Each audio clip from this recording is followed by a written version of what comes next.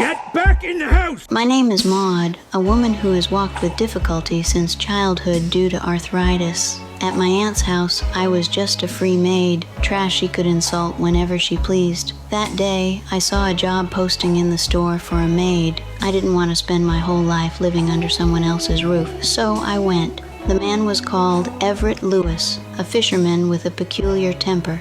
He was an orphan, like a rock hardened by sea winds, didn't know how to love anybody. He saw my thin, hunched shape, his words full of mockery. Looking for a woman. What do you think I am?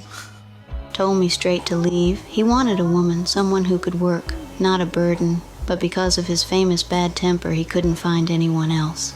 In the end, he still came to get me. That house, more like a small empty shell than a home. He treated me like I wasn't there, flew into a rage because I used his matches, threw my things on the ground, yelled at me to get out, said it was his house. That moment, I thought I'd just escaped one cage for another. But next morning, when I was kneeling scrubbing the floor, there was hot milk on the table. He didn't say anything, but that moment, he accepted I could stay. I found forgotten paint in the house, so I started painting. Painted the old furniture, new colors, painted flowers and birds on the walls. This dim little house started breathing because of my paintings. When he came home, saw the transformed house, drank the soup I made, he felt home's warmth for the first time.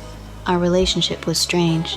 He'd rage when friends visited, and I acted like the lady of the house, humiliate me terribly in front of others, even slapped me. I'd smear paint on the wall with my fingers in grief. He'd hear my crying, come over awkwardly to apologize, but his words would come out wrong again.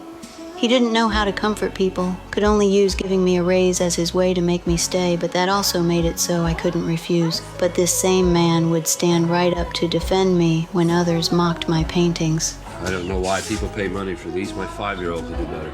Maybe. Maybe he could, but he didn't. Maud did. Precious, please. You're an idiot. Sometimes the hardest hearts surprise you. He'd say dismissive things, but behind my back, he let me keep creating. My paintings started being appreciated, a customer willing to pay for cards I painted. From then on, my world was completely filled with color, and his world started having me in it. Though he'd complain, he'd pick up the broom and help with housework. Finally, one day, this man, not good with words, put on a suit, tied his tie, and took me to church. Just like that, we became husband and wife. In that small attic, I danced barefoot on his feet. He said we were like a pair of odd socks that finally made a match.